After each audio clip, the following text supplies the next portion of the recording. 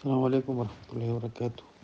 حیثیت خې جوړې اوله مسله چې وپوه شي د الله د وحدانیت په باره کې ولکه چې الله څنګه پیدا شوی او دغه باره کې وه. السلام علیکم ورحمت الله وبرکاتہ. مولانا صاحب تاسو خیر دی، الله دې خوشاله کړه. تاسو دا یو کلیپ را لېږلی دی او دې کې د ملګري وضاحت کړی دی چې یو کس وایي چې د الله د وحدانیت خبره کوي، بیا وایي چې الله چا پیدا کړی دی. نو دا ملحدین چې دي، لا مذهبه چې کوم دي، دوی دا الله چې دی مخلوق ګڼي. دوی وایي چې بس دوی وایي زیزي بازوله برازي، دوی قصه کوي. دوی وایي دا ټیک ده چې موږ به در سره دا ومنو چې دا کائنات الله پیدا کړی، نو الله چا پیدا کړی دی.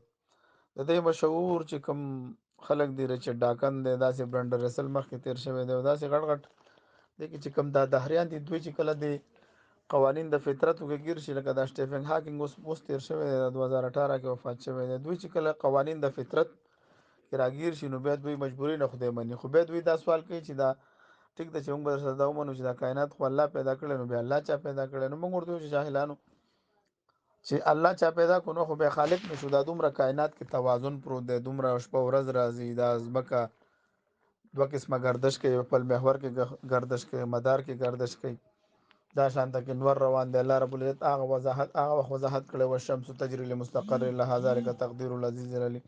نور په خپل اندازه روان دی، هر یو فلک چې دی، هر یو سیاره په خپل اندازه باندې روان دی او ترتیب روان دی. دا یو توازن موجود دی په دې کائنات کې. دا توازن په دې خبره باندې گواهی کوي چې الله موجود دی. که چېرې الله تعالی نه وي موجود، نو په دې قوانین د فطرت چا پیدا کړه؟ دوی وایي چې یاره د بیگ بینګ په وجه باندې دا دنیا وجود ته راغله. نو دا بیگ بینګ چا وکړو؟ ماده نه وه، ماده پیدا شوه. نو دا ماده کوم ځای نه راغله؟ ماده هم پیدا شوه، ضد ماده اوس نشته دی، بل دا ماده چا پابنده کړې ده؟ دا ډېر سوالات دي چې موږ دوی باندې کوو. نو موږ دوی ته وایو چې دا الله رب العزت چا نه دی پیدا کړی، الله تعالی خود به خود موجود دی. ځکه الله تعالی د ټول کائنات د پاره علت دی، خو الله د پاره څوک علت نشي کېدلی چې الله تعالی نعوذ بالله معلول وګرځي.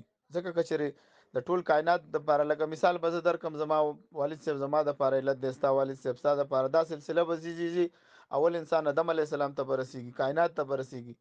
دا کائنات چا پیدا کړی؟ الله پیدا کړی. الله چا پیدا کړی؟ الله هیڅ چا نه پیدا کړی، الله خود به خود موجود دی. که چېرې ته وایې چې الله چا پیدا کړی دی، الله دپاره بل خدای ومني، بیا به د بل خدای دپاره بل خدای مني، بیا به د بل خدای دپاره بل خدای مني، بیا به د بل دپاره بل. دا خو هغه دور او تسلسل دی چې د معقولاتو مشهور قواعد دي چې هغه سره دا څه کېږي، دا باطلېږي. بیا دور او تسلسل دا باطل دی. وجود ته که راشو، نو وجود په درې قسمه دی. یو ممکن الوجود دی، یو ممتنع الوجود دی، یو واجب الوجود دی. الله تعالی واجب الوجود دی. دا څونه چې دا ممکنات دي، ممکن ویم دی ته چې د دې وجود هم ضروري نه وي، او حادث والی په د باندې حادث والی راځي، او وجود ضروري نه وي. واجب الوجود دی ته وایي چې د هغه وجود ضروري وي، الله واجب الوجود دی. بیا وحدانیت د الله چې خبر راشي، نو الله تعالی یو دی که دوه شي، نو قرآن کریم نقلی دلایل هم ذکر کړي، عقلي دلایل ذکر کړي. لو کان فیهما آلهة الا الله لفسدتا. دا عقلي دلیل دی. الله تعالی وایي که په دې کائنات کې چېرته دوه خدایان شي، نو بیا به فساد راځي. لکه یو مثال به زه درکړم، یو د زید په ژوند باندې به فساد راتلی. څنګه؟ یو خدای به فیصله کولی چې د زید ژوند ختم شو، بل به ویل چې نه زه ژوند ورکوم. د یو د زید په ژوند او په مرګ باندې په دې کائنات کې به څه وي؟ یو به کهکشا یو خوا لړه کولی او بل به بل خوا لړه کولی. نه، په دې کائنات کې چې دا توازن موجود دی، نو دا د دې خبرې ګویي کوي چې الله یو دی، احد دی، صمد دی، لم یلد ولم یولد دی. الله تعالی یو دی. نو دا د دوی غلطه خبره ده چې الله تعالی دوی وایي چې چا پیدا کړی. د دې ملګري نمبر موږ ته راولېږه، موږ به یې ګروپونو کې اډ کړو، موږ به ورسره انشاءالله ښه په هغه د څه ورته وایي د امن په فضا کې انشاءالله د سره موږ بحث وکړو. دا بل سوال چې ده کړی دی وجعلنا، د دې بل سوال جواب انشاءالله زه دله په بل کلیپ کې درکوم.